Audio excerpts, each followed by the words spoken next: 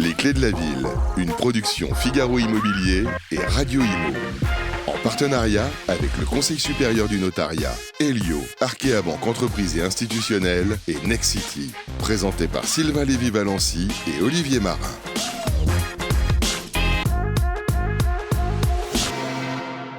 Voilà, on est dans notre bonne vieille ville de Tours où nous avons posé nos valises et on va tâcher de convaincre le maire de nous remettre symboliquement les clés de la ville. Je vous le dis, on a un job en or, on a une vue extraordinaire.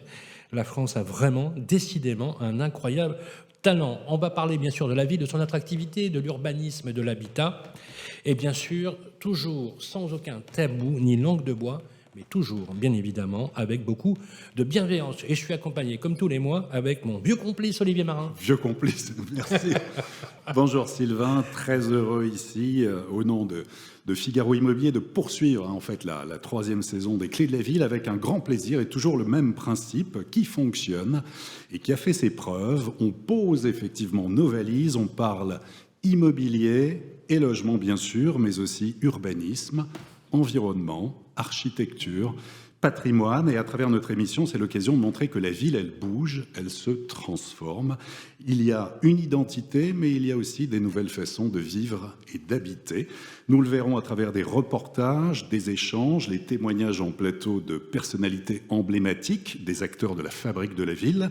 Et pour cette saison 3, après avoir découvert Reims, Nice, Metz, Amiens, et Le Havre, eh bien, nous sommes à Tours, depuis la magnifique bibliothèque centrale, reçue par notre grand témoin, que nous sommes très heureux d'accueillir, c'est Emmanuel Denis, le maire de Tours. Bonjour. Bonjour. Merci d'être avec nous. Alors, au programme de l'émission, nous retrouverons bien sûr nos partenaires. Tout d'abord, la séquence La vie ensemble avec notre partenaire Nexity. On recevra Amaury Vallée, directeur régional Nexity. Chaque mois, un notaire du Conseil supérieur du notariat. Et aujourd'hui, nous recevrons maître Marie-Sophie Broca, présidente de la Chambre des notaires du Centre Val-de-Loire. Elle nous dressera un panorama de l'immobilier ancien, l'évolution des prix et des ventes, mais également délivrer des conseils pratiques. Comme toujours, Arkea Entreprise Institutionnelle nous accompagne pour la séquence Parlons Territoire. Et aujourd'hui sera à nos côtés Christophe Rousseau, directeur général des agences Citia sur la métropole. Plutôt directeur de la métropole pour le groupe Citia. Il a dit d'accord, donc c'est parfait.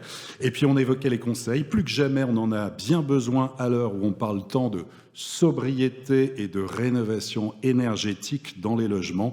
Elio, spécialiste de la rénovation, sera présent avec Pierre-Marie Perrin, directeur des affaires publiques de Elio, pour nous éclairer sur les bonnes pratiques. Voilà pour ce beau programme. Mais tout d'abord, Sylvain, si je vous dis l'édito de Tours, c'est à vous.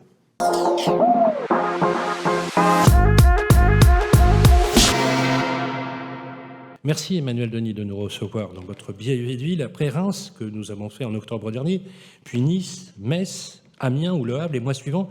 On est ravis ici de poser nos valises à Tours. Merci de nous accueillir dans cette cité qu'on appelle la cité blanche et bleue, surnom donné du fait des matériaux utilisés, le tuffeau, la craie blanche et l'ardoise bleue. Alors, monsieur le maire, cet édito a vocation à introduire notre émission et de poser les bases. Loin de moi l'idée de refaire l'histoire de Tours, vous la connaissez bien sûr par cœur, mais il est nécessaire de nous plonger, mesdames et messieurs, dans le passé pour comprendre ensuite avec vous le présent, puis le futur. Pour raconter Tours à tous nos spectateurs, il nous faut remonter jusqu'au 1er siècle. Comme bon nombre de villes en France, les origines de Tours sont romaines. Et Tours s'appelle alors Cæsarodunum, dédié à César. On a d'ailleurs retrouvé des traces de cette période romaine lors des fouilles réalisées dans le secteur de l'hôpital Clocheville, près des Halles, au centre de Tours. Elle s'est d'abord développée d'est en ouest, au fur et à mesure de la gestion de la ville par les Francs, les Carolingiens, et pendant toute la période médiévale. À partir du IVe siècle, Tours devient une ville fortifiée dont l'entrée se fait côté est via le pont ou le vieux pont, mise en service en 1035 et qui nous emmène alors au cœur historique de la cité. Il ne subsiste d'ailleurs pas grand-chose malheureusement de ce pont aujourd'hui, si ce n'est quelques pieux formant les fondations. À la place, à moins de 10 minutes à l'ouest, vous trouverez depuis 1847 la passerelle Saint-Symphorien, qu'on appelle le pont de Fil. Tours est une ville administrative et marchande que les intendants du roi Louis XV vont favoriser. Tours est la capitale de la Touraine, où il fait toujours très bon vivre. Elle domine d'ailleurs le marché d'approvisionnement en grains, vins, fruits, légumes, produits laitiers et bien sûr de basse-cour. Mais Tours rompt progressivement avec sa tradition et sa conception médiévale. Son organisation spatiale s'en trouve bouleversée. On saute au XVIIIe siècle. C'est comme si Tours avait effectué une rotation à 90 degrés. La création d'une voie royale reliant Paris à l'Espagne, passant par Tours, va engendrer de très lourds travaux, le pavage des rues, la création de la chaussée Grammont, dont les Varennes au sud de la ville, construction du Pont-Neuf, percement d'une avenue rectiligne traversant la ville au nord et au sud. La ville voit apparaître de nouvelles habitations et de nouveaux bâtiments. Au XIXe siècle, l'arrivée du chemin de fer va révolutionner et bouleverser Tours. La gare de l'Embarcadère est construite en 1845 et fait définitivement sortir la ville de ses remparts médiévaux.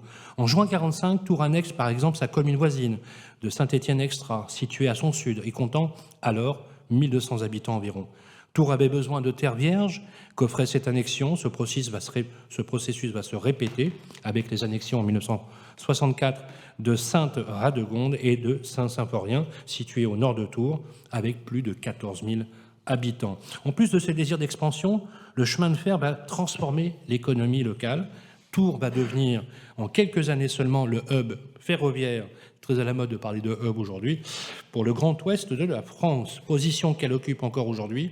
De nouveaux quartiers vont se créer, comme le quartier des Prébendes au sud-ouest, ou celui de la Fuye, et la population va augmenter. De 30 000 habitants en 1840, Tours va en compter 60 000 en 1891, 75 000 la veille de la Première Guerre mondiale. Tours n'est pas une ville de front, mais la ville a souffert d'un point de vue démographique très impliqué. Elle devient un centre de soins et une vraie base arrière logistique avec l'entrée en guerre des États-Unis en 1917. Durant l'entre-deux-guerres, Tours va devenir une ville d'équipement autour des secteurs industriels et du bâtiment, du chemin de fer, de laiterie, fromagerie, une ville de services autour de la presse, de l'édition et de l'assurance. Alors ça, je l'ai appris. C'est une grande surprise. En 1917, la loi Cornudet est promulguée. En 1919, elle vise à doter la ville d'un plan d'aménagement, d'embellissement et d'extension. Tours ne va pas y échapper et la ville va continuer son développement à la veille de la Seconde Guerre mondiale. La ville va compter environ 85 000 habitants. Tours va être malheureusement partiellement détruite en 1940 avec un bombardement allemand qui va incendier plus de 12 hectares sur 200 monuments historiques, malheureusement, vont être totalement détruits par le feu. À la fin de la guerre, un plan de reconstruction est décidé. Il va être confié à Camille Lefebvre, architecte local. C'est intéressant parce que chaque ville a toujours un architecte un peu emblématique. Il est ordonné autour de la rue nationale qui va être élargie. Sous l'impulsion de Jean Royer, maire emblématique, à partir de 1959, pendant près de 36 ans, et sous l'effet des 30 Glorieuses, la ville va connaître de très grands travaux. Tours va se développer et va passer de 80 000 habitants en 1946 à 140 000 en 1975, grâce aussi bien sûr à l'explosion des naissances, l'exode rural, le rapatriement des Français d'Algérie en 1962.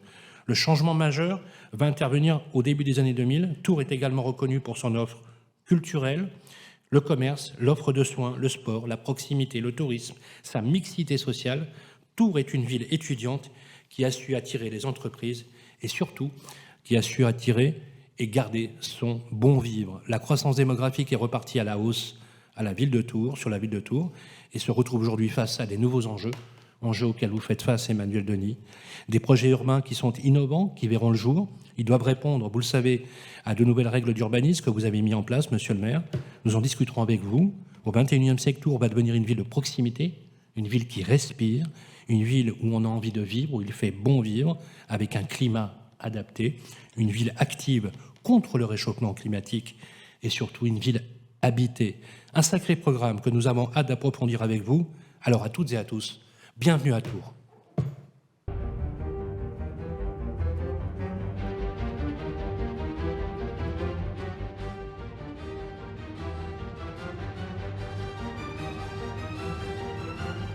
Tours, capitale de la Touraine, ville d'histoire et d'histoire. Tours est idéalement située dans la région Centre-Val de Loire, au beau milieu des châteaux de la Loire. Ville française au riche patrimoine historique et culturel, Tours est fondée par les Romains au 1er siècle avant Jésus-Christ.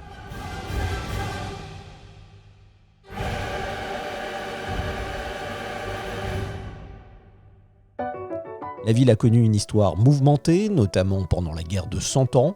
Tout au long du Moyen-Âge, Tours fut un important centre religieux et culturel. La ville a la particularité de s'être développée autour de deux pôles. D'un côté, le quartier de la cathédrale et autour d'un groupe basilical qu'on appelle aujourd'hui le Vieux-Tours. La ville a cette particularité d'avoir cette bipartition qui aujourd'hui est séparée en fait, physiquement par la rue nationale qui correspond à un grand projet d'urbanisme au XVIIIe siècle. Qui relie la capitale Paris aux principales capitales européennes. Et à cette époque, on aménage une nouvelle route vers l'Espagne qui sépare du nord au sud la ville de Tours avec un axe de plus de 3,5 km.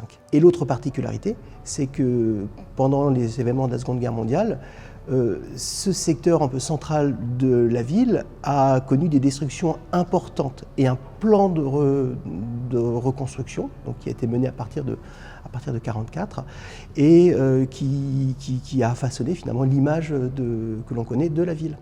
Vous êtes probablement entré dans la ville par le pont Wilson, plus vieux pont de Tours et datant du XVIIIe siècle. Le pont vous emmène à l'entrée nord du Vieux-Tours.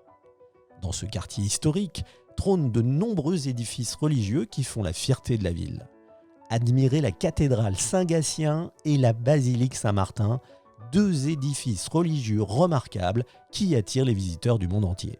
La basilique Saint-Martin en fait, est un édifice important. En fait, elle nous ramène au culte de Saint-Martin, au pèlerinage de Saint-Martin, qui a été un élément important dans l'histoire de la ville, dans l'histoire urbaine, dans l'histoire économique en fait, et dans le rayonnement de la ville. Et aujourd'hui encore, dans l'urbanisme, dans le percement des rues, en fait, on ressent encore ce poids du monument. La cathédrale est élevée sur les vestiges d'une cité gallo-romaine et succède à trois autres églises, 4e siècle, 5e siècle et 10e siècle.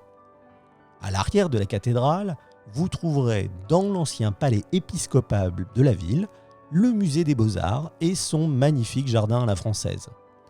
Enfin, le Vieux-Tours abrite aussi le château, autre monument emblématique de la ville. Érigé en bord de Loire au XIe siècle, modifié et agrandi au XIIIe et XVe siècle, il accueille encore aujourd'hui entre 50 000 et 70 000 visiteurs par an. Enfin, la ville se caractérise en fait par les couleurs du tuffeau, la pierre locale, donc extraite ici même directement sur les coteaux, mais également l'ardoise d'importation. À Tours, on a la chance d'avoir un corpus important de maisons construites en pans de bois. Ces maisons datent pour l'essentiel de la toute fin du Moyen-Âge, une période de grande prospérité. Nos maisons sont plutôt hautes, 3-4 niveaux d'habitation, des encorbellements faibles, voire inexistants parfois, des façades plutôt lisses. Pour vous balader dans le quartier, vous passerez certainement par la rue Nationale. Grande artère, elle chemine sur 700 mètres, de la place Anatole-France à l'avenue de Gramont. À l'extrémité sud de la rue Nationale, à la frontière entre le Vieux-Tours et le quartier Gramont, regardez l'hôtel de ville. Construit entre 1896 et 1904 par l'architecte local Victor Laloux, il incarne à merveille les vertus républicaines et l'autorité municipale de la cité. N'hésitez pas à déambuler dans le Vieux-Tours, quartier historique pittoresque qui attire à lui seul de nombreux visiteurs. Les maisons à colombages datant du XVe siècle ajoutent au charme de la ville, créant une atmosphère médiévale authentique. En plein cœur du quartier, admirez la place Plumereau, place emblématique de la ville. Elle est bordée de maisons à colombages et de restaurants animés. Le site de voyage international Lonely Planet l'a d'ailleurs classé plus belle place de France pour prendre l'apéritif. Tours a connu plusieurs événements historiques marquants et fut même la capitale de la France à certains moments de son histoire. En fait, c'est le choix de Louis XI d'installer ici à Tours, enfin de s'installer ici à Tours à partir de 1440, qui va faire en quelque sorte un peu basculer le destin de la ville à la fin du Moyen-Âge. En somme, Tours est une ville française incontournable pour tous les amateurs de patrimoine historique et culturel. Elle offre une expérience unique et authentique qui ne manquera pas de ravir les visiteurs.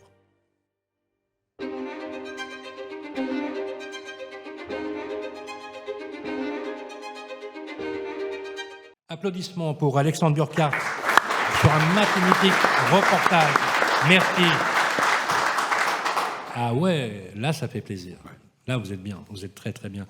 Merci Emmanuel Denis de nous recevoir dans ce lieu magique, magnifique.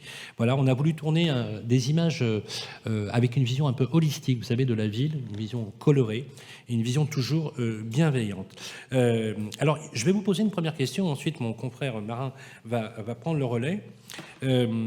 Après une première charte de la qualité urbaine qui a été lancée par l'ancienne municipalité en 2015, je crois, à destination notamment des promoteurs, vous avez lancé, vous, en 2021, un référentiel pour l'urbanisme municipal. Le but, encadrer les opérations d'urbanisme à Tours.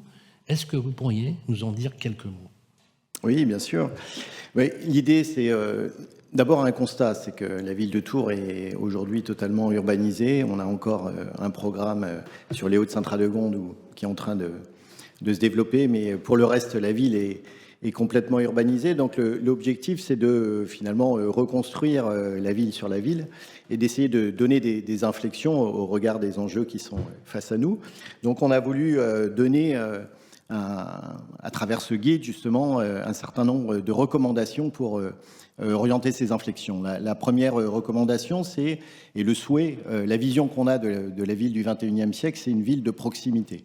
Je pense qu'on a fini maintenant avec l'urbanisme en silo, avec d'un côté les logements, d'un autre côté le commerce, d'un autre côté les emplois. La population aujourd'hui veut avoir à proximité de quoi pouvoir avoir des loisirs, de quoi pouvoir étudier, et puis aussi des emplois, des commerces. Donc une des premières orientations, c'est donc de créer cette ville des courts chemins. Et donc, à travers tous les nouveaux programmes, on essaye à chaque fois d'orienter ceux qui réalisent ces nouveaux programmes vers une mixité fonctionnelle dans les différents programmes. On est dans la ville du quart d'heure, là. C'est ça. On est effectivement sur ce principe de la ville du quart d'heure. Autre orientation extrêmement forte, c'est de créer une ville qui réponde aux objectifs climatiques, puisque voilà, on a le défi climatique face à nous et on doit, dans cette reconstruction de la ville, aller tendre vers une reconstruction de la ville qui soit la plus faible possible en émissions carbone. Donc pour cela, il y a des techniques. On essaye d'orienter plutôt l'architecture vers une architecture bioclimatique, en utilisant, parce que les modes de construction aussi sont importants, en utilisant là aussi des matériaux biosourcés qui nous permettent au global donc d'essayer de réussir ce challenge de construire une ville qui soit à impact carbone le plus faible possible. On essaye aussi, c'est un peu dans le même esprit, cette ville pour qu'elle soit la ville des courts chemins, pour qu'elle soit une ville écologique, on souhaite que ce soit une ville où on respire bien. Alors respirer bien, il y a deux axes un peu forts. Le premier, c'est une ville plus végétale. Une ville plus végétale, voilà, on essaye vraiment d'avoir une qualité sur les espaces publics en faisant en sorte que à chaque fois qu'on a un nouveau programme, on ait 30% des espaces qui soient dévolus aux plantations en terre, voilà. Voilà pour ce sujet de la végétalisation. Oui. Pardon, non, justement, au-delà, pour poursuivre, en fait, transformer la ville, c'est bousculer aussi des modèles anciens. Il faut trouver l'équilibre entre les grands défis d'aménagement à mener, préserver le patrimoine. Votre rôle, donc, en tant qu'élu, c'est justement de donner ce chemin, c'est des orientations, arbitrer si besoin. Et quand on lit, en fait, votre budget primitif 2023, votre feuille de route, donc, qui donne le cap, donc vous avez toute une série d'objectifs relatifs, effectivement, bien sûr, à la transition écologique. Donc, vous l'évoquez, limiter les émissions de gaz à effet de serre, promouvoir la nature en ville, favoriser les déplacements à pied, à vélo, aménager, animer les espaces publics. Vous parlez d'en finir avec le tout-voiture. Et en matière d'urbanisme bioclimatique, ce que vous appelez l'urbanisme bioclimatique, est-ce que vous voulez faire de Tours une ville exemplaire ? Exactement. On essaye, en tous les cas, dans les nouveaux programmes, de promouvoir cette manière de faire qui soit la plus vertueuse possible. Et d'ailleurs, ces préconisations qu'on essaye de rendre réel avec les promoteurs avec lesquels on travaille, on se les applique aussi à nous-mêmes, puisque la ville de Tours est aussi un promoteur et construit ou reconstruit un certain nombre de bâtiments publics, en particulier des écoles. Et nous sommes en train de construire une école bioclimatique qui sera en bois paille. Ça sera la première école bois paille. Donc l'objectif, c'est donc de montrer le bon exemple et puis de faire en sorte que l'ensemble des nouveaux programmes s'inscrivent effectivement dans cette ambition écologique pour une ville qui soit donc plus respirable et plus écologique. Pour illustrer le propos, justement, on va rentrer dans le vif du sujet. La ville de Tours, vous avez présenté un projet déjà emblématique, qui est le nouveau quartier des Beaumonts. On parle de 780 logements, une école, un tram, une opération qui est extrêmement rare, nous qui avons l'habitude de sillonner le territoire. Vous pouvez nous expliquer, parce que c'est vraiment une opération parfaitement emblématique. Est-ce qu'elle reflète aussi toute votre politique, monsieur le maire ? Ouais, exactement. En tous les cas, on essaye de faire de ce programme ambitieux l'exemple de ce qu'il faut faire partout ailleurs dans la ville. Donc on avait la chance, entre guillemets, d'avoir un espace qui était urbanisé puisque c'était des anciennes casernes, mais qu'on a donc pu transformer, qu'on est en train de transformer. Et notre volonté, c'est donc d'en faire un vrai exemple de tout ce que j'ai pu relater jusque-là, c'est-à-dire la ville des Courchemins avec une ville où on aura une mixité fonctionnelle, on aura des équipements publics, on aura des commerces, on aura une école également. C'est un ajout que l'on a fait quand on est arrivé et qu'on a repris ce programme que l'on a dû réécrire, avec aussi une partie végétalisée extrêmement importante. Et puis on essaye de s'inscrire. Vous avez parlé de tous les atouts de cette ville, vous avez parlé de la cité blanche et bleue, mais on est aussi une ville-jardin, donc ça sera un quartier extrêmement végétal avec des bâtiments bioclimatiques, avec la voiture qui restera en périphérie finalement de ce quartier, qui sera en plus traversé par le tramway. Donc on va promouvoir à travers ce quartier les mobilités à travers les piétons, à travers les mobilités douces, donc le vélo, et puis les transports en commun avec le tramway et les voitures. Le trafic voiture va être limité avec des parkings silos qui permettront donc de garer ces voitures, mais à proximité de l'entrée de ce quartier. Et comment sont perçus les travaux, justement ? Est-ce qu'il y a des empêchements ou ça se passe bien ? Comment ça se passe concrètement ? C'est un peu compliqué pour l'instant. C'est-à-dire, qu'est-ce qui est compliqué ? C'est une ancienne caserne. Ouais. Ah oui. Une ancienne caserne, donc on est tombé sur des munitions, on est tombé sur tout un tas de choses pas très réjouissantes, donc ça forcément un petit peu ralenti les travaux. Bon, d'abord, c'est un projet qui date maintenant de plus de 10 ans, parce qu'il a fallu trouver un accord avec l'État, parce que voilà, c'était des casernes. Donc, oui, c'était le foncier de l'armée. C'est ça. Donc tout ça n'est pas simple, ça a mis un certain temps pour qu'on puisse être acquéreur de l'ensemble. Maintenant, on avance, mais il y a ces fouilles qui sont un petit peu compliquées, à la fois parce que il y a un patrimoine architectural qui ne faut pas négliger, donc on est obligé de faire ces fouilles, et puis on tombe sur quelques surprises qui ralentissent un petit peu tout ça, mais on aura dans les mois à venir les premières constructions, et donc ce quartier qui va se construire, je pense, au fur et à mesure des 10 prochaines années, et qui sera, je l'espère, un bel exemple de ce qu'on souhaite faire. La question d'Olivier n'est pas anodine, puisque, bien évidemment, on assiste, et c'est sans précédent en France, un rejet massif de la population des grues en face de chez eux. Ce qui est très singulier, c'est que ce sont les mêmes qui vous disent qu'il y a trop de grues dans la rue et qui vous demandent des logements le lundi suivant ou des places de crèche. Donc il y a vous êtes, un élu local qui vous faites même de l'acrobatie entre des injonctions parfois contradictoires, ce qui est certainement pas simple. Jusqu'à il y a quelques mois encore, Tours était considéré comme une ville bon marché pour les investisseurs. On y trouvait des logements spacieux, abordables, avec la hausse très significative du marché de l'immobilier. L'attraction des villes moyennes a véritablement tiré son épingle du jeu avec le Covid. Vous allez me dire si ça a fonctionné avec Tours, mais force de constater que la tension sur le marché de l'immobilier sur votre région est bien réelle. Question, est-ce qu'on peut se loger à Tours, monsieur le maire ? Et comment y remédier, le cas échéant, si on a des difficultés de logement, très franchement? Alors, déjà, une réponse au premier sujet que vous avez abordé, c'est l'acceptabilité finalement sociale des nouvelles constructions. Pour ça, nous, on essaye de mettre en œuvre une technique qui prend des fois un petit peu de temps, mais je pense que c'est jamais du temps perdu de faire en co-construction, de faire en concertation avec la population. Ça permet d'avoir des projets qui soient acceptés. Et au final, on gagne du temps plutôt que de vouloir imposer des choses et puis d'avoir en fait une levée de bouclier qui stoppe les projets. Donc ça, c'est une nouvelle manière de faire aussi que l'on essaye de mettre en œuvre. Cette démocratie participative n'était pas du tout appliquée auparavant? Je pense qu'on a vraiment changé de paradigme sur ce sujet-là, en impliquant en particulier sur le projet Beaumont-Chauveau, vraiment la population qui a pu donner quelques orientations pour le nouveau plan guide qu'on a présenté à la population derrière moi. Alors comment peut-on, c'est vrai que c'est un vrai sujet, on a une ville attractive, on peut s'en réjouir, mais forcément les prix... Et vous êtes d'ailleurs extrêmement sollicité par les administrés pour ça, pour le logement. Je sais que c'est un souci que vous avez. C'est un sujet. Donc nous, ce qu'on essaye de mettre en œuvre pour que cette ville soit habitée, hein, c'était un des axes de notre référentiel. Donc on essaye d'avoir une vraie mixité sociale dans les programmes que l'on développe avec la règle du tiers, des 3 tiers, donc le tiers en accession libre, le tiers en logement locatif, bien sûr, et puis un tiers en accession sociale à la propriété.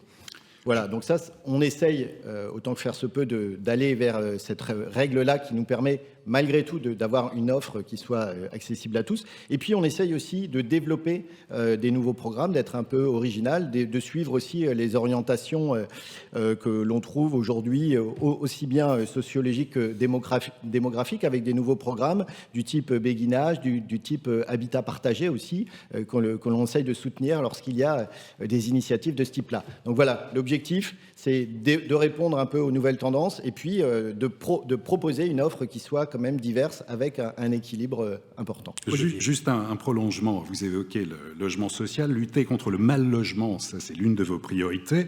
Vous cherchez des solutions pérennes de retour au logement plutôt que des réponses à court terme d'hébergement d'urgence. Il y a des actions d'accompagnement comme Autonomie Toit. Alors j'ai découvert ça, Autonomie Toit, le toit comme le toit d'une maison.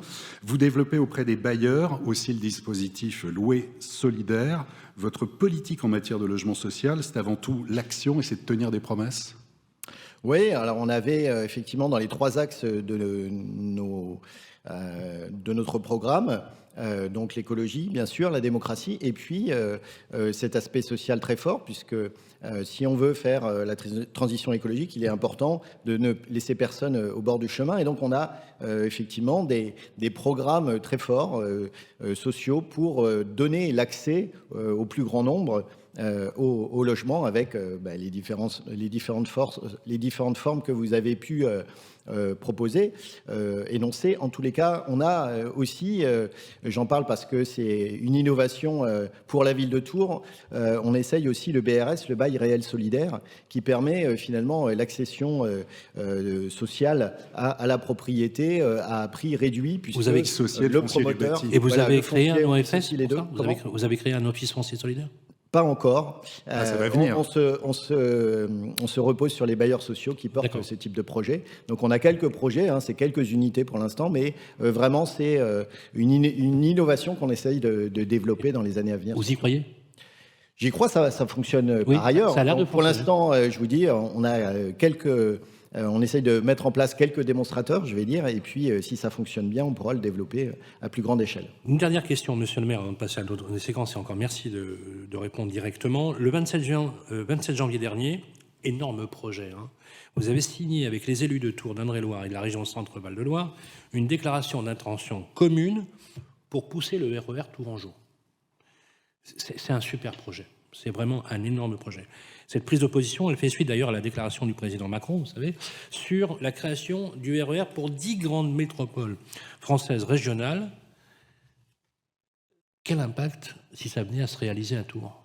Mais vous l'avez cité dans l'histoire de la ville, cette étoile ferroviaire hein, qui part du cœur métropolitain de Tours et qui a 8 branches, donc qui irrigue l'ensemble du territoire, c'est une vraie réponse aux défis des mobilités, c'est une vraie réponse à la crise énergétique aussi. Donc on doit développer en zone urbaine, bien sûr, les mobilités douces, bien sûr, les transports en commun, mais plus largement, parce que voilà, on est une ville aussi très attractive en termes d'emploi, puisque les villes-centres de la métropole proposent 160 emplois pour 100 résidents. Ça veut dire qu'on a affaire à un trafic entrant, finalement, de travailleurs qu'il faut pouvoir déplacer.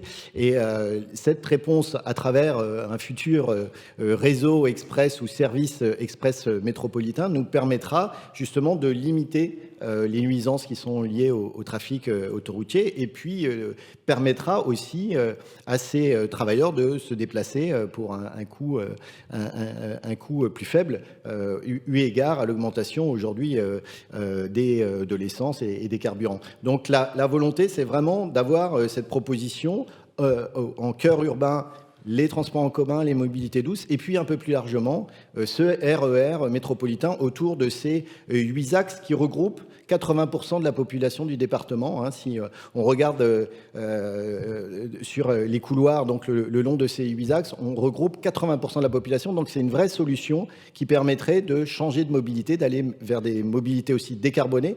Donc ça a de nombreuses vertus et c'est une vraie opportunité pour notre territoire. Donc je l'ai annoncé il y a quelques jours, on va lors du contrat plan État-région mobilité qui sera contractualisé au mois de juin avec l'État, avoir de financer des études qui nous permettront de développer dans les années à venir ce RER, donc de mettre plus de trains sur notre étoile ferroviaire. Merci beaucoup, monsieur le maire. Vous restez avec nous, je vous demande de réagir sur des séquences que nous avons préparées pour vous. Nous allons passer à la première séquence, la vie ensemble, avec les partenaires de Nexity, où nous recevrons Amaury Vallée. C'est tout de suite après ça. Les clés de la ville, la vie ensemble avec Nexity. Je vais vous faire une confidence, Emmanuel Denis. Il y a exactement 44 ans, je démarrais mon Tour de France ici, en tant que compagnon du devoir. Voilà. Et j'avais dans mon groupe quelqu'un qui portait exactement le même nom et prénom que de la série télévisée qui s'appelait Ardéchois à cœur fidèle. Et il y avait un personnage qui était incarné par Claude Brosset, quelqu'un qui a pris ce nom ici, indépendamment, qui s'appelait Tourangeau sans quartier. Voilà.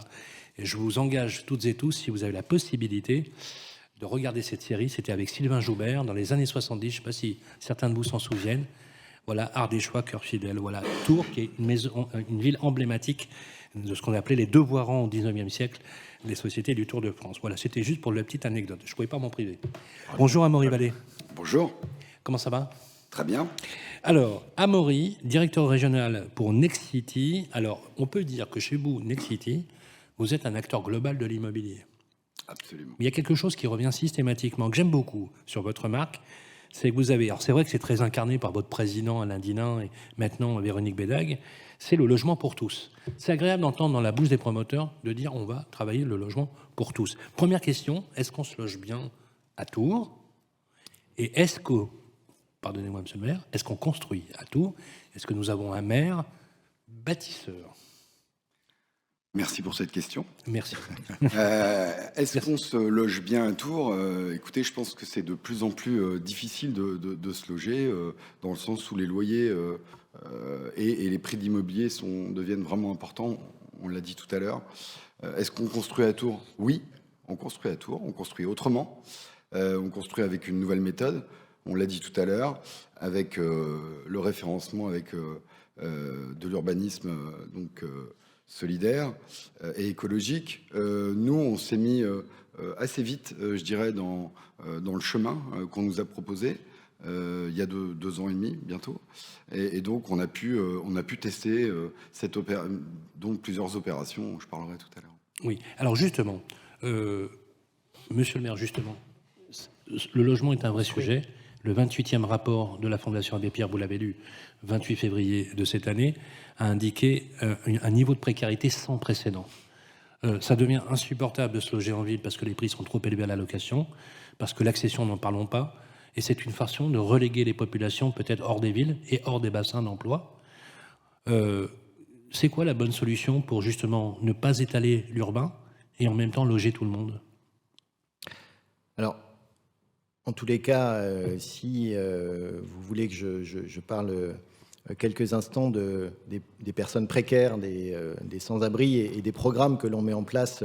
On a évoqué un certain nombre de programmes sociaux que l'on met en place, mais pour les très précaires et les sans-abri, on a développé avec l'État un programme de tiny house. Ce sont des bungalows qu'on a regroupés avec un accompagnement social et qui permettent de sortir de la rue des personnes qui jusque-là dormaient dans la rue, et puis d'essayer donc de les aider à remettre... Les maisons mobiles qui font 9 mètres carrés, c'est ça ? C'est ça, exactement. Ouais. Ce sont des bungalows qu'on a installés aujourd'hui rue Édouard Vaillant, à côté de la ligne de chemin de fer.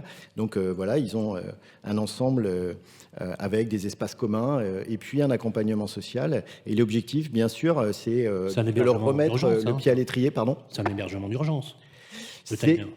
On n'a pas vocation. Non, c'est au-delà de l'hébergement d'urgence, c'est un hébergement transitoire entre l'hébergement d'urgence et puis un hébergement plus pérenne. Donc c'était une volonté de l'équipe municipale et on a pu bénéficier d'un programme national.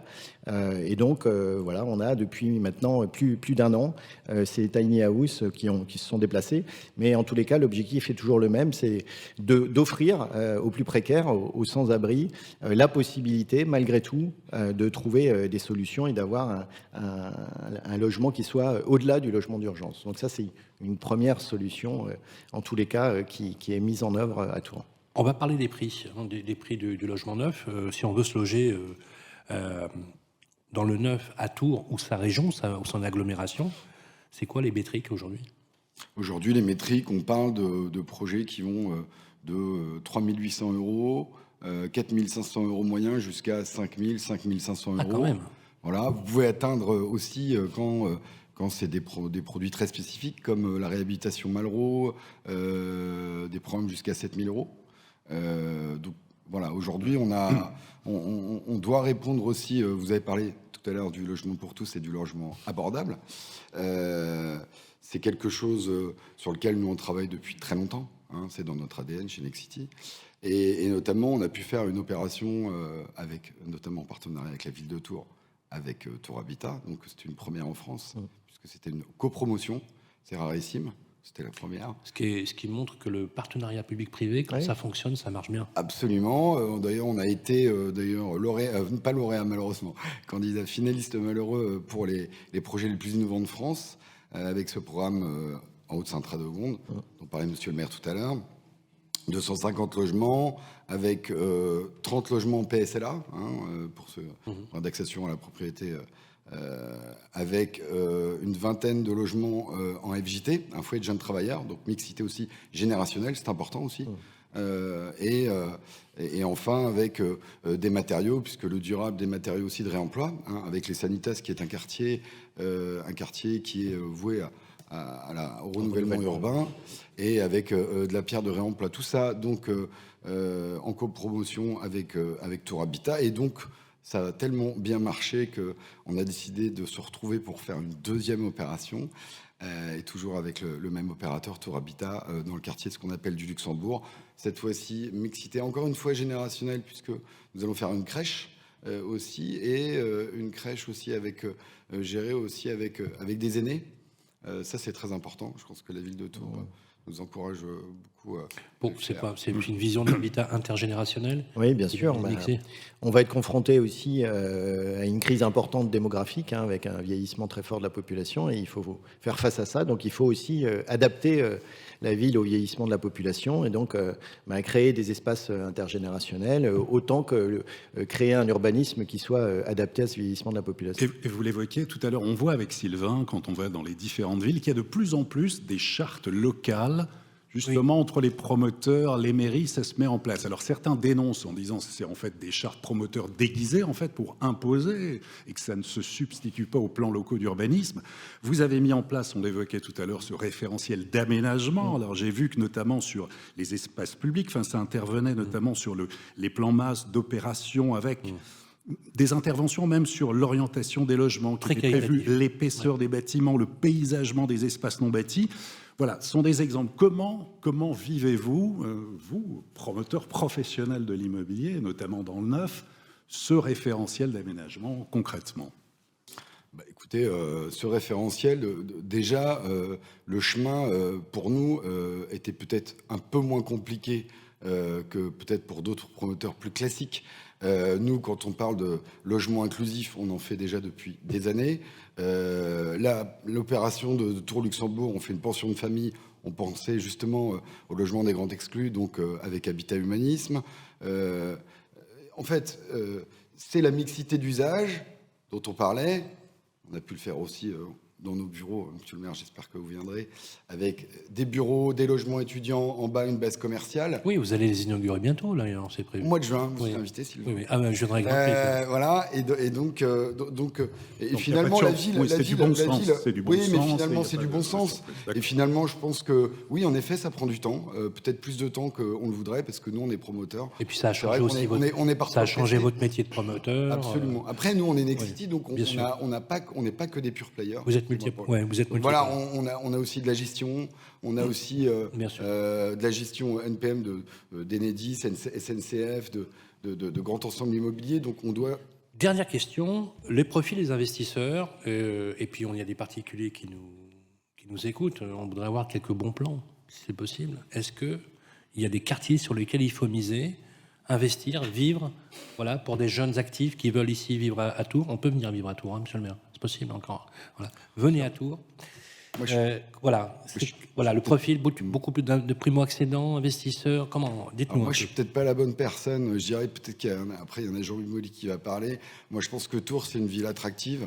Les quartiers, ils sont identitaires. Il y a beaucoup de choses. Il y a de la diversité dans chaque quartier. Donc, vous allez retrouver ce que vous avez envie de voir dans chaque quartier. Et c'est ça qui est sympa, parce qu'elle est vraiment...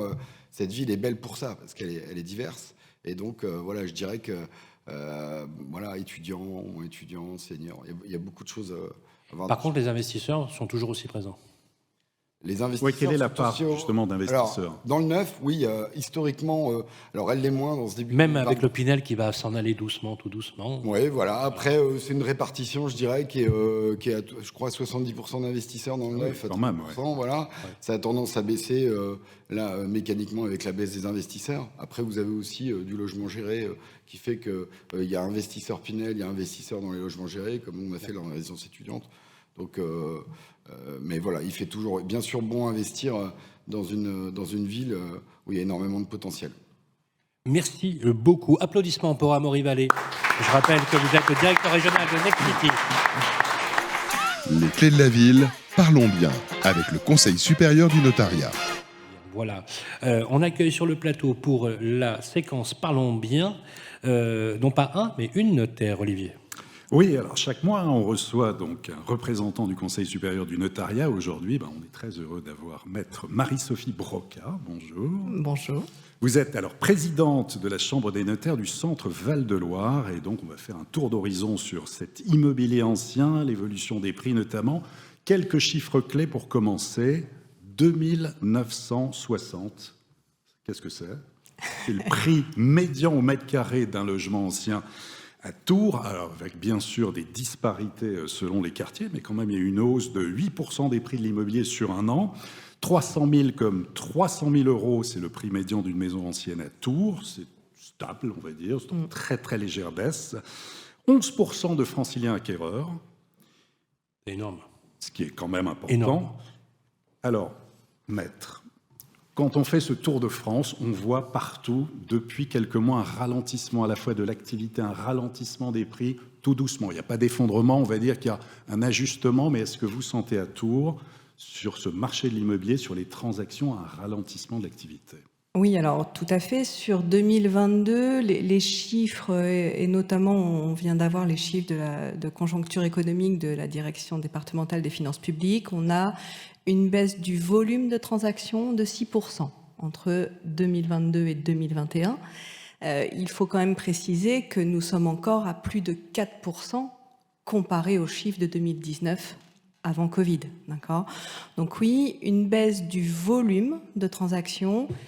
En ce qui concerne les prix, pas de baisse significative parce qu'on est à moins 0,57% sur 2022. Donc les prix restent inchangés sur 2022. On l'explique comment justement cette tension? Voilà, 400 points de base d'augmentation des taux d'intérêt en un an. Oui, les crédits, l'accès au crédit. L'accès au crédit. Il y a même des banques qui ont carrément annoncé qu'elles ne prêtaient plus. Ouais. Quand même pas exagéré. Aujourd'hui, il faut 20% d'apport, plus de l'épargne de sécurité, ça c'est nouveau. Il faut même avoir une épargne pour l'énergie maintenant. Ça y est, c'est nouveau, ça aussi, c'est un truc incroyable. Et malgré cela, c'est tendu. On pourrait s'attendre à ce que ça baisse, quoi. Oui, alors je pense que la baisse du volume est surtout sur le dernier trimestre 2022, donc il n'y a pas encore vraiment d'impact sur les prix. On reste sur un marché tendu, sur une ville toujours attractive, effectivement. Une ville attractive de par sa proximité, notamment de Paris, très bien desservie. Donc pour le moment, on n'a pas, et je ne suis pas certaine, mais je n'ai pas de boule de cristal. Dites-moi, les Tourangeaux n'ont pas créé une association anti-parisien comme à Bordeaux? Non, certainement pas. Alors là, on est bien... D'accord, ok. Non, parce que c'est incroyable le nombre de Parisiens que vous avez, c'est fou.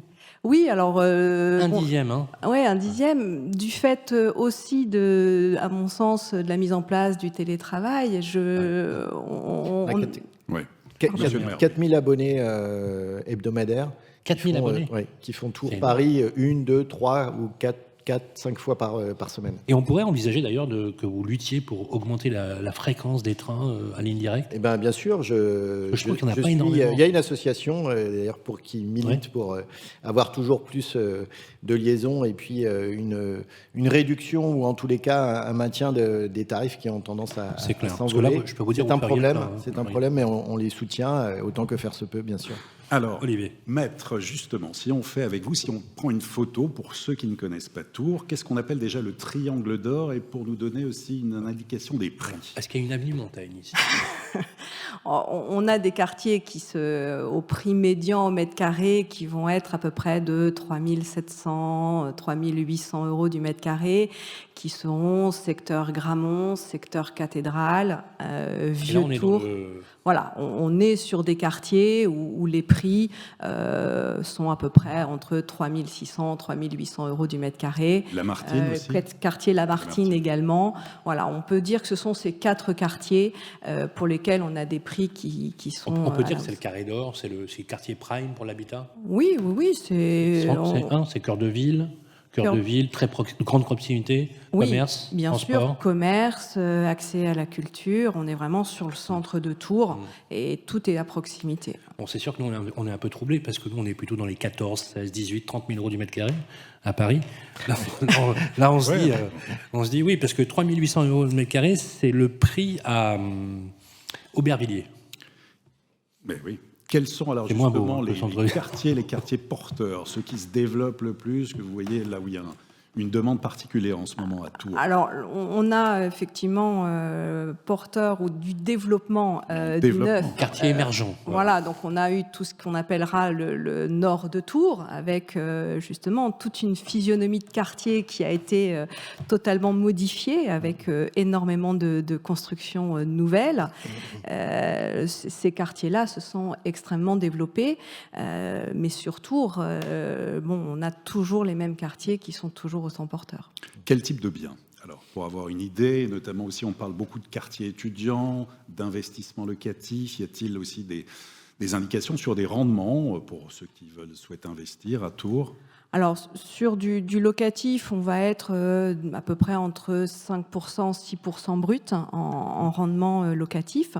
Beaucoup d'investissements locatifs dans le Vieux-Tours ou Tours-Centre sur de la petite surface pour les logements étudiants.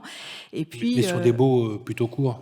Oui, plutôt courts. On commence à voir des baux de 10 mois seulement ou 9 mois, ou avec des propriétaires mobilité, qui préfèrent effectivement... Parce qu'aujourd'hui, on ne trouve plus du tout de location vide sur des petites surfaces dans votre ville, mais ça touche tous les centres urbains aujourd'hui. Et Airbnb qui se développe, c'est un problème pour vous? Vous souhaitez encadrer les choses, laisser faire? Comme l'a fait Christian Estrosi, par exemple, à Nice? Alors, heureusement, on n'est pas Nice encore, mais c'est vrai que c'est un problème émergent. J'en ai parlé, j'ai vu que vous étiez allé à Annecy, il me semble. C'est un sujet là-bas et j'ai eu l'occasion d'en parler avec le maire d'Annecy. Donc on est vigilant, mais c'est sûr que les marges de manœuvre et la manière de réguler tout ça est assez faible aujourd'hui pour les maires. En tous les cas, on est à l'écoute de tout ce qui se fait pour essayer de réguler ça chez nous. Donc ça peut bouger. Maître, sur l'aspect rénovation, on va l'évoquer tout à l'heure avec Elio, mais est-ce que maintenant on regarde de plus en plus ces logements classés F, classés G, est-ce que ça joue dans la négociation ? Il n'y a plus de débat là-dessus. Mais ça joue de plus en plus, notamment à compter là, du 1er avril, où les logements passoires énergétiques doivent faire l'objet d'un audit remis à l'acquéreur de ce logement. Donc oui, c'est quelque chose que les candidats acquéreurs sur l'ancien regardent de plus en plus. Et anticipe. Ouais. En quoi faut-il être particulièrement attentif aujourd'hui quand on souhaite vendre ou acheter un bien immobilier ? Cette préoccupation énergétique va devenir une des premières préoccupations de l'acquéreur et surtout du côté vendeur, anticiper un maximum la mise en vente de son bien. On ne fait qu'inciter les vendeurs potentiels à prendre attache auprès des professionnels de l'immobilier en amont, bien sûr, des notaires, et vraiment de se concentrer sur les données énergétiques vont être une réelle difficulté pour le logement ancien et pour les acquéreurs, qui devront prendre en considération des travaux futurs. Merci beaucoup. Une petite synthèse, monsieur le maire. C'est vrai que, alors nous, on est un petit peu, on va dire, on n'est pas bien alliés, puisque nous, on est parisiens, donc forcément, on a un référentiel de prix qui est absolument phénoménal. Donc on a l'impression que c'est pas très cher, mais ça reste quand même, par rapport au degré de pouvoir d'achat de vos administrés, des prix élevés. Concrètement, c'est pas facile quand on est à la tête d'une mairie comme la vôtre pour essayer justement de trouver un équilibre avec le logement. Je vous disais tout à l'heure que souvent le logement va avec l'emploi et que le fait de s'éloigner éloigne aussi les bassins d'emploi. C'est quoi votre idée ? Parce que vous avez été très offensif sur cette question. Je vous l'ai expliqué. L'idée pour nous, c'est de continuer à offrir, malgré tout, dans les programmes, les nouveaux programmes. Dans la ville de Tours. Sur l'ancien, c'est plus difficile. Mais sur les nouveaux programmes, on essaye d'avoir vraiment un programme mixte avec les 3 tiers que je vous ai indiqués tout à l'heure. Au-delà de ça, les marges de manœuvre pour les maires sont assez limitées. Est-ce que vous subit un peu l'augmentation des tarifs. Alors, c'est vrai qu'avec l'augmentation des taux d'intérêt, peut-être que les prix vont aussi diminuer un peu, mais on a eu ces dernières années. Et puis, le Covid aussi, il y a eu une vraie transformation avec l'afflux de Parisiens. Et ça a aussi tendance forcément à faire monter les prix. L'arme dont vous disposez, l'outil technique qu'est la préemption, trouve aussi parfois ses limites. Alors c'est une bonne question, c'est une vraie question que l'on se pose de plus en plus, effectivement, et on est en train de regarder la possibilité d'avoir un droit de préemption sur certaines zones ou même très largement. C'est une vraie réflexion. C'est une façon on en est effectivement arrivé là à se dire maintenant il faut pouvoir avoir une Encore action faut-il que vous ayez des recettes fiscales suffisantes et qu'on ne vous enlève pas, par exemple, la taxe foncière, des choses comme ça. Tout est lié, et on a un gros plan d'investissement aussi à financer, donc on a des marges de manœuvre qui sont relativement ténues. Merci beaucoup. Applaudissements pour Marie-Sophie Rocas-Bezo, présidente de la Chambre interdépartementale des notaires du Val-de-Loire. C'est très agréable de passer ce moment avec vous. Merci beaucoup. Et on enregistre tout de suite, bien sûr, avec la nouvelle séquence, la prochaine séquence. On va parler territoire. Nous allons recevoir le directeur de CITIA pour la métropole de Tours. C'est Christophe Rousseau qui sera avec nous dans quelques instants. C'est tout de suite après ça. Les clés de la ville, parlons territoire, avec Arkea Banque, entreprise et institutionnelle. Quelle chance vous avez, monsieur le maire, de vivre dans ce territoire. C'est vrai que ça fait rêver, ça nous donne envie. Absolument. Voilà, sur les bords de la Loire, avec la visite, bien sûr, c'est un cliché, mais la visite des châteaux, ce bien vivre. Un vin exceptionnel, je me souviens d'un Vouvray qui m'a laissé de très heureux souvenirs. Bien évidemment, vous avez beaucoup de chance. On a du Vouvray, enfin, on fait pousser du vin à Tours, juste au-dessus de Marmoutier d'ailleurs. Vous faites des vendanges tardives en plus ici. Ah oui, oui. On a il y a des vins pour tous les goûts en Touraine, et donc maintenant un vin qui pousse sur le territoire de la ville, qu'on est très fiers d'ailleurs d'offrir quand on fait des verres de l'amitié. Habituellement, je reste 24 heures parce que je suis obligé de repartir, mais cette fois-ci, je reste 2 jours. Voilà. Je reste 2 jours. Je vais écumer les bars et les restaurants. Bonjour Christophe Rousseau. Bonjour. Merci d'être avec nous, directeur de la métropole de Tours pour Citia. Citia, acteur majeur, acteur global de l'immobilier aussi, et c'est en plus le siège, voilà, avec un président emblématique, Philippe Briand, à qui d'ailleurs on fait un petit clin d'œil. On sera d'ailleurs chez vous demain, voilà, pour faire quelques reportages. Merci d'être avec nous. Alors, cette séquence Parlons Territoire, j'aimerais qu'on parle globalement justement du marché. On a vu que nous avons, vous êtes arrivé aux affaires, Emmanuel Denis, récemment, ça fait maintenant 2 ans. Vous êtes à la tête de la mairie ? Oui, exactement. 2 ans à la tête de la mairie. C'est un changement important, un changement important qui modifie la physionomie du territoire. On sent la proximité. Moi, j'ai beaucoup apprécié le travail que vous avez fait sur l'urbanisme, monsieur le maire. Je pense que c'est un véritable morceau d'ingéniosité urbanistique, franchement. Et je vous le dis parce que c'est vraiment très qualitatif. Quand on est un acteur global, Christophe, sur ce territoire qui est attractif, qui est une encablure de Paris, que je vous, chez Citia, vous faites tous les métiers de l'immobilier, est-ce qu'on se dit, finalement, on a un territoire en devenir encore, avec de vrais relais de croissance ? Oh oui, tout à fait, puisqu'on constate que la ville attire toujours. C'est une ville douce. Tout à l'heure, on a évoqué différents termes. Il ne faut pas oublier que Tours, le surnom, c'est le Petit Paris. On ne l'a pas dit, mais c'est une ville qui est quand même fortement connotée sur sa douceur de vivre. D'où vient cette expression, d'ailleurs ? Oui, je n'en sais rien. Vous allez me le dire, peut-être par rapport à la forme, à la construction. Oui, c'est quoi l'immobilier haussmannien, peut-être, qui donne cette idée ? C'est vrai, on l'appelle l'immobilier haussmannien sur les grands boulevards, oui, évidemment. La proximité aussi, bien sûr. Sur la proximité, mais je dirais qu'aujourd'hui, le marché immobilier à Tours, dans ces grandes largeurs, fonctionne très très bien. Il n'y a pas d'évolution particulière à travers les changements politiques. C'est une ville qui attire. Là, on voit bien quand même qu'il y a une tendance très forte à rénover les quartiers. Et je vous en remercie parce que dans la demande très forte aujourd'hui de nos clients, c'est principalement le retour vers la vie de quartier. On a parlé tout à l'heure de la ville du quart d'heure, mais en effet, c'est vraiment quelque chose de très marqué. J'espère notamment que là-haut, en haut de la tranchée, vous allez pouvoir enfin, parce que ça fait quand même un peu plus de 10 ans qu'on est sur le sujet, peut-être 12-13. Ah oui, 10 ans. C'est un sujet qui est au cœur de toutes les attentions. C'est un quartier que les gens attendent parce que c'est un quartier qui a une histoire et les gens veulent vivre dans un quartier à pied, en effet, avec tous les services, tous les commerces. Se soigner, se loger, y vivre. Donc ça, c'est quelque chose qu'il faut... Vous voulez dire un mot là-dessus, sur ce sujet ? Sur le quartier de... c'est pareil, on espère en faire un lieu emblématique de l'inflexion qu'on donne sur l'urbanisme, et on travaille aussi avec les habitants en co-construction. Ça a pris un petit peu de temps, on est reparti à zéro. Il y a eu plusieurs projets. Bon, on ne revient pas sur le passé. Là, donc, c'est une nouvelle ère qui s'ouvre, et donc un travail en co-construction avec donc le programme qui va être dévoilé là, dans les semaines à venir.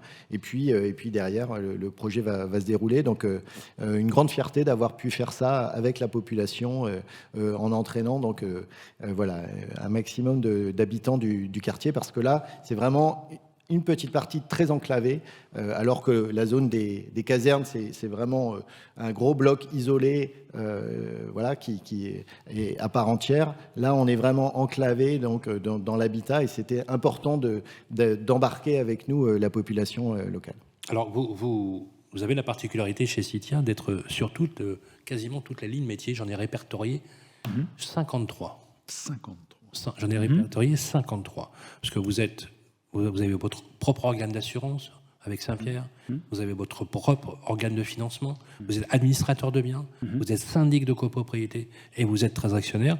En plus, le groupe Citia, aujourd'hui, a acquis plus de 80% des réseaux immobiliers français. Ça, je vous le saviez, sur les 6 réseaux de franchises français, le groupe Citia en a acquis 5. C'est juste considérable, avec un portefeuille aujourd'hui qui vous hisse à la hauteur des groupes comme Foncia, Oralia, par exemple, filiale du groupe Nexity. Vous avez cette particularité de travailler en administration de biens, en copropriété. Première question sur l'administration de biens. Lorsqu'on est en location, étudiant, lorsqu'on est jeune actif et qu'on arrive, qu'on est muté à Tours, ça coûte combien du mètre carré, la location? Et quel type de surface aujourd'hui sont prisées par les locataires, indépendamment des étudiants, bien évidemment, qui s'adressent aux petites surfaces? Actuellement, on a un prix médian aux alentours de 12 € du mètre, bien évidemment. 12 € du mètre? Oui, bien évidemment, ça dépend. Cœur de ville? Cœur de ville, mais cœur de ville, on peut monter beaucoup plus haut, évidemment.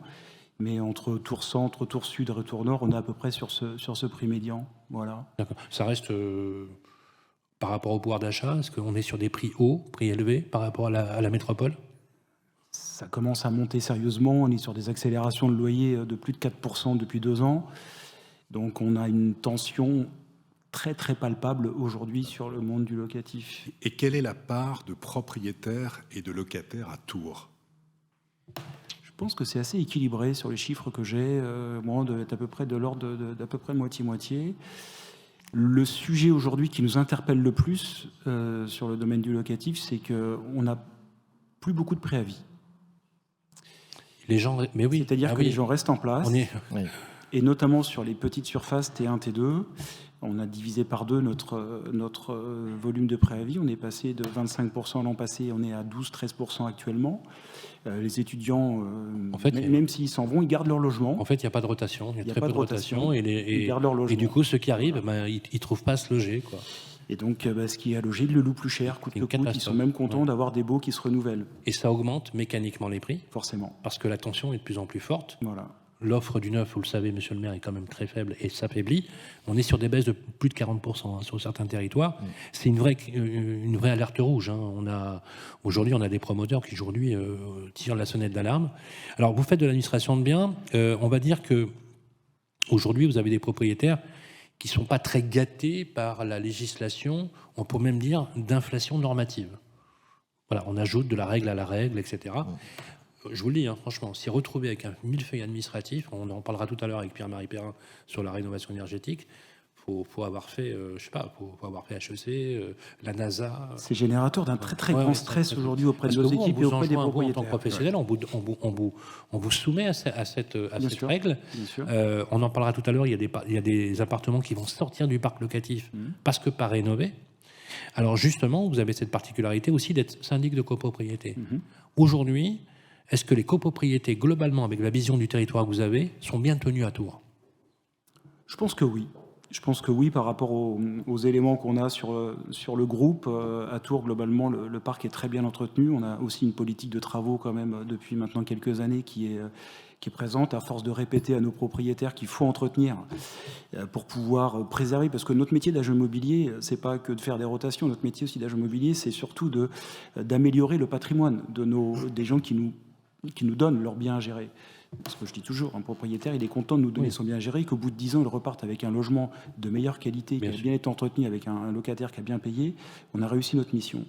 Donc aujourd'hui, ça va bien de ce côté-là. On a la chance dans notre groupe d'avoir une filiale de financement qui nous permet de pouvoir financer immédiatement des travaux et non pas attendre des fois 3, 4, 5 ans que les fonds de travaux soient suffisamment constitués pour faire des travaux.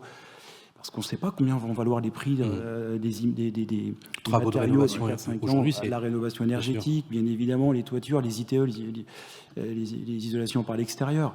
Il y a une vraie tension là-dessus aujourd'hui. Donc nous, on est force de proposition auprès des bailleurs pour qu'ils améliorent leur logement, parce que derrière, on aura une capacité à les louer plus facilement et à les revendre de meilleure qualité. Donc aujourd'hui, je pense qu'à Tours, ça se passe très très bien.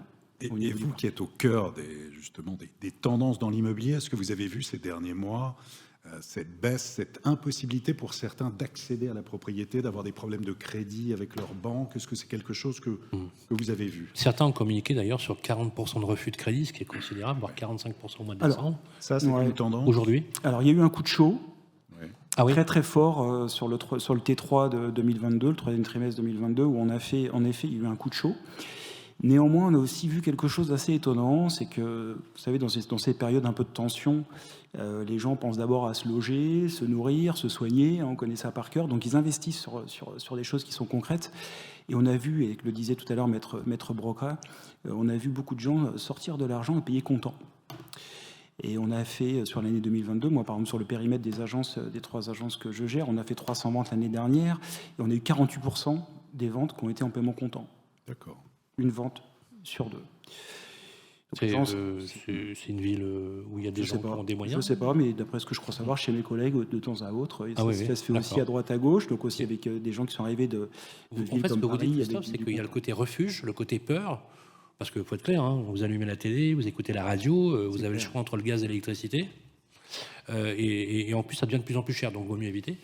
Donc du coup, c'est morosité à tous les étages, justement.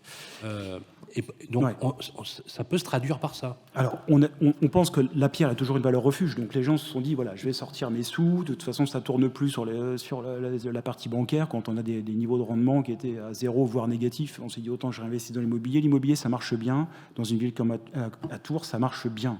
Il y a toujours de plus en plus d'étudiants. On construit, mais peut-être pas suffisamment par rapport à toutes les contraintes qu'on a évoquées tout à l'heure. Donc de toute façon, l'immobilier, ça marche bien. Et puis on a vu des gens qui continuent à acheter, même si, globalement, à l'espace d'1 an, on a à peu près perdu, par rapport à l'augmentation des taux, je faisais un petit calcul tout à l'heure, environ 8 mètres carrés à l'achat. Donc il faut accepter d'acheter avec une pièce de moins. Ça fait à peu près ça, une petite pièce de moins. Les gens continuent à investir dans quelque chose qui est pérenne. Donc on n'a pas de tension aujourd'hui, le marché locatif fonctionne bien, il y a des acheteurs, il y a eu un peu de refus de prêt, mais ça y est, avec le taux d'usure qui est remonté, globalement, on a retrouvé de la une bouffée d'oxygène pour certains emprunteurs. Exactement, donc on est sur un marché qui reste, même s'il est un tout petit peu baissé en volume, comme le disait Maître Broca, globalement on est sur des volumes qui sont encore très très solides. 300 ventes, autant d'offres, bien évidemment, quand on a une offre à la location, on sait que c'est tendu quand même là-dessus. Quels sont les bons quartiers où investir, où s'installer pour des jeunes qui nous écrivent, qui vont d'ailleurs nous écrire certainement pour avoir des indications? Bien sûr, on va les envoyer, mais quel conseil vous donneriez à ceux qui nous écoutent là? Les bons quartiers. Il y a plein de bons quartiers à Tours. Hein. C'est ça. Il y a Ouais. plein de bons quartiers. En réalité, il n'y a pas de mauvais quartiers. Sur les 3 agences que vous avez, voilà, quels sont... L'hypercentre, comme d'habitude, parce que les jeunes recherchent toujours les proximités des transports, proximité des lieux de vie, super important. On a la chance à Tours d'avoir aussi une faculté qui est éclatée. Elle n'est pas centrée dans un endroit. On en a de Lyon, on a l'IUT, on a ici, évidemment, juste à côté de nous, la fac des Tanneurs. Donc, on peut acheter, je dirais, un petit peu partout. La vraie préoccupation aujourd'hui, que ce soit pour les acquéreurs comme pour les locataires, le premier critère, c'est le DPE. Oui. Voilà. Ça vous confirme. Oui, bien sûr. Ça, c'est vraiment le sujet numéro 1. C'est je veux un bon DPE. Ensuite, je veux un environnement sympathique, donc un quartier sympa, sécurisé. Donc à Tours, on n'a pas trop de soucis. Et puis, dernièrement, je vais chercher une prestation qui correspond. Donc, c'est vraiment d'abord ces sujets qui sont des sujets, je dirais, très objectifs. C'est d'abord le DPE. Une fois que j'aurai trouvé un bon DPE, je vais trouver un quartier qui me convienne à peu près, mais comme à Tours, il n'y a pas de quartier exclu. Globalement, tout va à peu près bien, que ce soit même sur les petites villes périphériques de première ou deuxième couronne. Aujourd'hui, par exemple, on a une demande locative soutenue sur le nord, sur des petites villes en première couronne. Vous avez une maison à louer à Mettray ou à Chanceau. Ouais. Ça se loue quasiment au téléphone. Enfin, je veux dire, bien évidemment, on effectue des visites pour voir l'environnement, mais et pareil sur Tours Sud. Donc, il y a cette demande aujourd'hui qui ne pose pas de problème. Vous savez, Tours, c'est une ville où on bouge très facilement. Ouais. On arrive très facilement. Alors, c'est vrai, il y a les contraintes automobiles, tout ça et tout, mais globalement, quand on a un bouchon qui dure 5 minutes, on n'est pas content. Bon, voilà. Même si moi, de temps en temps, je peste aussi. Vous le savez, monsieur le maire, mais bon, on est tous pareils. C'est une ville dans laquelle on bouge très facilement. Donc, il n'y a pas de quartier exclu. Les quartiers recherchés, ce sont toujours les mêmes. Comme le disait Broca, l'hyper-centre-ville, les grands boulevards, ça marche toujours fort. Les halles aussi, parce que les halles de Tours, c'est toujours aussi un point intéressant, un point de fixation intéressant. Cathédrale, toujours très bien. Et puis pour les étudiants, les quartiers un peu plus récents, où il y a des mobilités faciles, le nord, le sud. Et si on s'éloigne un peu de Tours, autour de... Si on s'éloigne un peu de Tours, aujourd'hui, nous, en locatif, on travaille très très bien sur Loches, sur Amboise. Les gens viennent très facilement à Tours en train, on en a parlé tout à l'heure. Oui, parce que finalement, il y a une grande proximité. Langeais, ça marche très bien.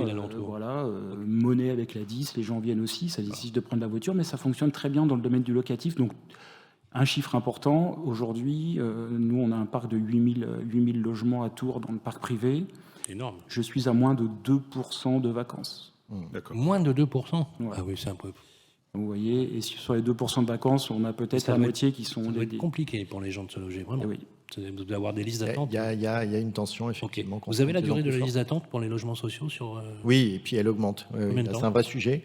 J'ai plus en tête, mais je sais que le délai a augmenté sensiblement les derniers mois. Donc on essaye aussi sur les prochains programmes là, justement de maximiser la construction de l'habitat social parce que ça va être une vraie problématique pour nous. Merci pour les déplacements, juste dire qu'on va bientôt bénéficier en 2028 d'une deuxième ligne de tramway qui va aussi irriguer des quartiers qui ne le sont pas aujourd'hui du côté des Fontaines, du côté de Marais-Bastier. Et donc voilà, on va être encore plus rapidement en centre-ville sans avoir à prendre sa voiture. Qui verra le jour 2028. C'est demain. Voilà, c'est tout à fait. Voilà, applaudissements pour Christophe Rousseau, directeur de la métropole de Tours, pour le groupe IKEA. Vous restez avec nous et on va finir sur un sujet majeur, important justement. On va parler de rénovation énergétique, monsieur le maire, qui est un sujet important. Notre dernière séquence pour ce programme ici à Tours, on se retrouve tout de suite après. Les clés de la ville, bien mieux, avec Elio. Voilà, de retour ici dans notre bonne vieille ville de Tours, et vraiment je vous incite à y venir, c'est juste extraordinaire. Alors, il y a un temps un peu gris, mais la vue est juste exceptionnelle. Merci Emmanuel Denis, encore une fois, de votre accueil. Il faut bien respirer dans un appartement parce que l'air intérieur est important. Il faut aussi avoir un confort d'été et un confort pour l'hiver. Et Dieu sait aujourd'hui que l'énergie est un vrai sujet. Eh ben, on était avec Parlons Bien, on était bien dans le territoire. Maintenant, on va dire bien mieux et mieux avec nos amis d'Elio. Bonjour Pierre-Marie Perrin. Bonjour Sylvain, bonjour Olivier. Bonjour Pierre-Marie. Alors, effectivement, la rénovation énergétique, c'est le sens de l'histoire. Il y a une prise de conscience. De plus en plus, il y a beaucoup aussi d'interrogations sur la rénovation, sur les aides financières, sur la fiabilité du diagnostic de performance énergétique. Beaucoup de gens se posent des questions. Sur la transparence, plus que jamais, on a besoin d'être accompagné.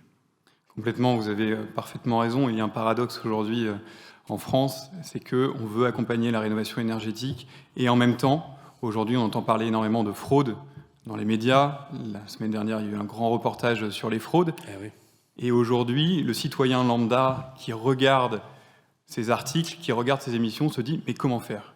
C'est extrêmement compliqué. À qui je peux faire confiance ? À qui je peux faire confiance ? C'est ça. Et la principale notion, c'est la confiance. Quels sont les acteurs qui vont pouvoir m'accompagner sur l'ensemble de la chaîne de valeur ? De l'audit énergétique, jusqu'à la préconisation des scénarios de travaux, jusqu'à l'accompagnement des aides, à la recherche des aides. Aujourd'hui, vous avez plusieurs types d'aides. Vous avez MaPrimeRénov' que tout le monde connaît, qui est le dispositif d'aide publique. Mais vous avez également un dispositif d'aide privée qui s'appelle les C2E, certificat d'économie d'énergie, qui est financé par les fournisseurs d'énergie. Et puis, vous avez également des aides locales qui peuvent être attribuées par les collectivités territoriales. Donc, le citoyen, aujourd'hui, il se dit vers qui aller.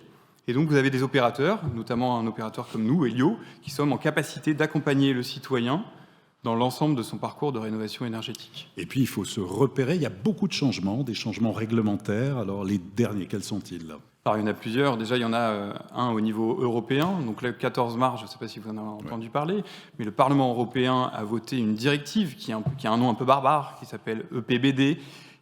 C'est une directive sur la performance énergétique des bâtiments. Et donc, à partir de 2050, l'objectif, c'est qu'il y ait la neutralité carbone de l'ensemble des bâtiments. Donc, c'est un objectif qui est très important. Et à partir de 2028, il va falloir que l'ensemble des bâtiments neufs soit neutre en carbone, en 2028. Donc totalement passif. Totalement passif en 2028. Donc c'est un objectif qui est rapide, mais il faut s'engager dans cette démarche-là.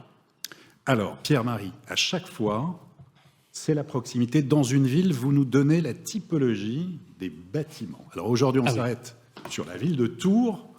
Quel est l'état des bâtiments et des logements à Tours ? Tours est une bonne élève. Alors déjà, vous avez à peu près 88 000 logements à Tours. Pour 79,7%, très précis, d'appartements. Donc, il faut savoir qu'il y a à peu près, on en parlait tout à l'heure, mais 65% d'occupants qui sont dans des appartements et qui sont locataires. Donc c'est beaucoup. Et donc les propriétaires vont devoir entamer les démarches pour rénover leur bâti sous peine de ne plus pouvoir louer leur logement. Aujourd'hui, la ville de Tours, il y a à peu près 39% de passoires thermiques. Donc, je vous rassure, c'est à peu près la norme en France, dès qu'on va dans une ville. Alors, F et G. F et G, exactement. F et G, d'accord. Près de 4 donc sur 10. Exactement. Donc, ce qui est important, mais on voit qu'il y a un chantier colossal d'engager des travaux. Et ils ne vous surprennent pas, ces chiffres, Emmanuel? Non, et puis c'est un vrai sujet. Et finalement, la crise énergétique nous permet d'accélérer un peu les choses, parce que c'est vrai qu'il y avait une attente très forte là-dessus, pas grand-chose qui se passait. Donc là, avec l'augmentation des factures énergétiques, tout le monde va quand même penser à faire cette rénovation et supprimer les passoires thermiques. Mais c'est au niveau de la collectivité, c'est aussi un sujet qu'on vit pleinement, durement même, puisque notre facture énergétique va passer de 4 millions en 2019 à 11 millions en 2023. Donc nous aussi, on fait la chasse aux passoires énergétiques. C'est pour ça qu'on reconstruit des écoles, c'est pour ça qu'on rénove des bâtiments, c'est pour ça qu'on rénove nos gymnases. Et c'est un vrai sujet. La température aussi. Juste une petite précision sur l'aide aux particuliers, aux privés qui souhaiteraient rénover. La métropole a aussi un opérateur qui s'appelle Artemis, qui offre donc de l'information, de l'accompagnement pour les copropriétés, pour les propriétaires qui souhaiteraient aller vers cette rénovation thermique. C'est important aussi de le préciser. Et puis vous avez un dispositif public. Aujourd'hui, à partir du 1er janvier, vous êtes obligé d'être accompagné par Mon Accompagnateur Rénov', qui est le dispositif public. Et si vous voulez avoir des aides au-delà de 5 000 €, vous êtes obligé d'être accompagné, donc ce qui va justement donner un tiers de confiance pour les particuliers qui ne sauraient pas trop comment s'orienter vers la rénovation énergétique de leur logement. Et puis l'Europe et le gouvernement français incitent à ce qu'on aille vers les passoires énergétiques, vers les ménages les plus modestes pour transformer leur habitat, mais également qu'on aille chercher les gisements, donc c'est-à-dire les endroits où on va pouvoir réduire drastiquement les émissions de gaz à effet de serre et réduire la consommation énergétique. Donc aujourd'hui, il faut aller plus loin, plus vite, plus fort et se concentrer là où il y a des gisements sur l'industrie, sur le tertiaire. Et c'est vraiment en attaquant l'ensemble des bâtiments et du parc bâtimentaire français qu'on va réussir à garantir et à obtenir les résultats escomptés. Oui, l'enjeu, vous avez parlé de l'impact climat, de l'impact sur les gaz à effet de serre, c'est plus de 20%, c'est entre 20 à 30%. Le résidentiel, l'impact du résidentiel sur le réchauffement climatique et donc les émissions de gaz à effet de serre, il est énorme. C'est pour ça que il faut s'y attaquer absolument, il faut supprimer toutes ces passoires thermiques. Comme à chaque fois, dans chaque émission, donc des cas concrets. Ici à Tours, on va commencer par une maison individuelle. Donc, alors, on a essayé de faire un petit peu des projections pour qu'on essaie de bien comprendre quel type d'aide on peut avoir. Donc, on est parti d'un cas d'une maison individuelle d'à peu près 58 mètres carrés, un couple avec un enfant, avec un revenu annuel de 50 000 €, qui est chauffé avec un système de chauffage au gaz. Donc, avant travaux, l'étiquette énergétique est F. Et on souhaite passer à l'étiquette B, pour un gain énergétique d'à peu près 70%, donc ce qui est absolument colossal. Le montant des travaux estimé à 41 500 €, et on va réussir à défalquer à peu près 25 000 € d'aide. 20 000 € de prime certificat d'économie d'énergie, 3 700 € de ma prime rénov', et puis vous avez un bonus lorsque vous sortez de passoire énergétique qui est à peu près aux alentours de 1 000 €. Donc si on retire l'ensemble de ces aides, pour un budget de travaux de 41 000 € approximatif, on a 24 000 € d'aide pour un reste à charge d'à peu près 16 000 €. Donc aujourd'hui, les particuliers, s'ils sont bien accompagnés, s'ils réussissent à aller bien chercher les aides privées et publiques, ils peuvent vraiment faire baisser leur reste à charge de manière assez conséquente.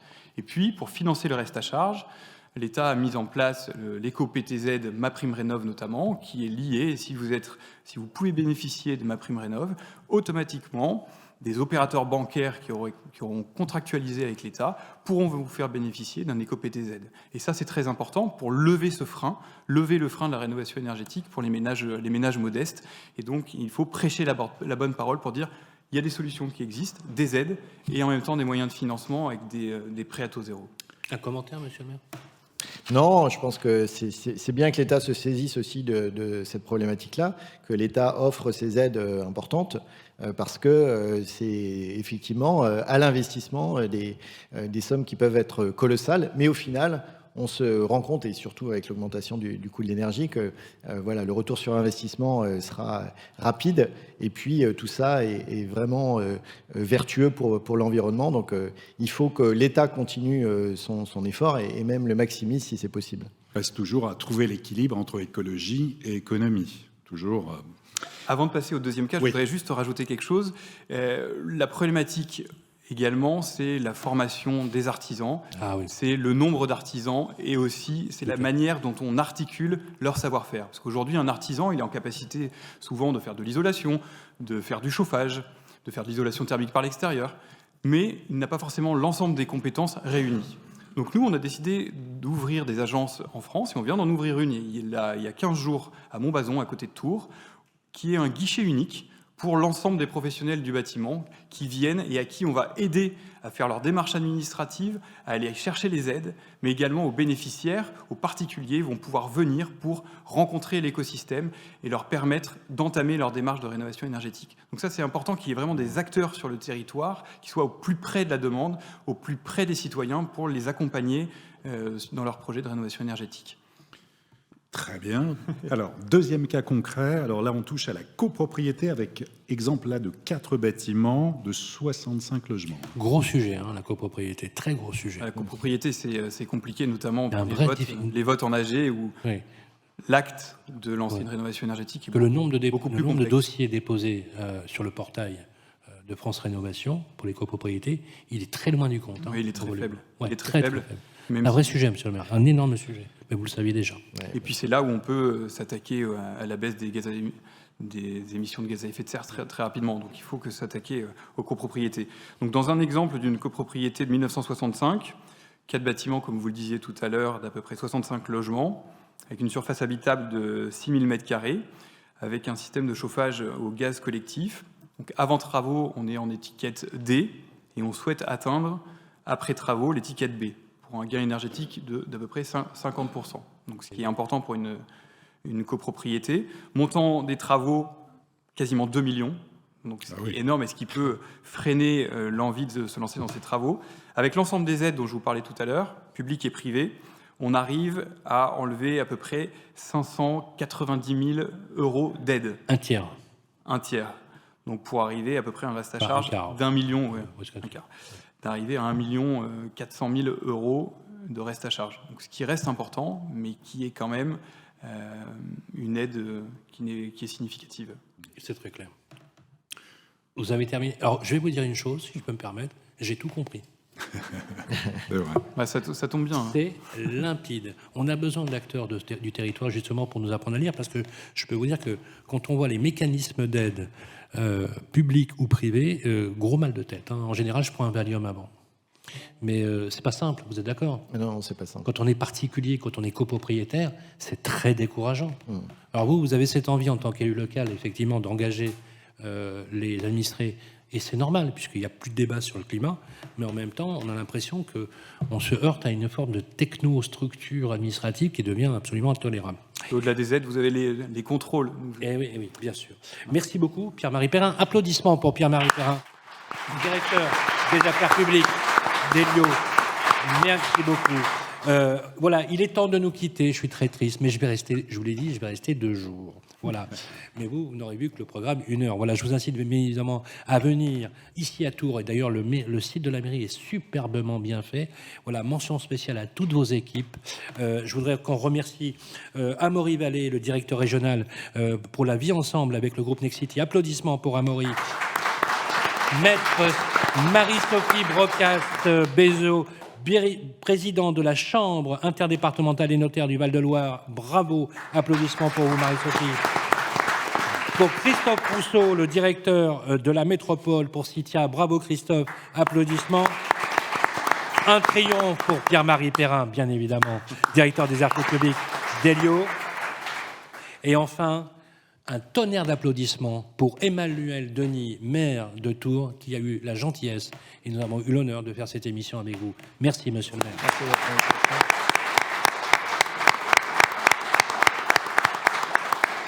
Voilà, nous allons nous quitter. Nous nous retrouverons le mois prochain, Olivier. Nous serons le 13 avril à Lorient. Ensuite, nous nous dirigeons vers le sud de la France avec la ville de Nîmes. En mai, ce sera la ville d'Angers. Et puis, on sera à Annemasse, notamment au mois de juillet. Voilà pour Moi, ce j'ai tour de envie France. aussi d'aller à Porto Vecchio, pourquoi pas. On peut peut-être. Voilà, Ou à Tokyo. Ou à Tokyo, pourquoi pas. On avait le projet peut-être d'aller à Saint-Pétersbourg, mais on a décalé le projet. Voilà, merci à toutes et à tous. D'ici là, on se retrouve à Lorient. Prenez bien soin de vous. Téléchargez, likez nos podcasts sans aucune modération. Merci à toutes et à tous et bon vent. Les Clés de la Ville, une production Figaro Immobilier et Radio Imo. En partenariat avec le Conseil supérieur du notariat, Elio, Arkea Banque Entreprise et Institutionnelle et Nexity. Présenté par Sylvain Lévy-Valency et Olivier Marin.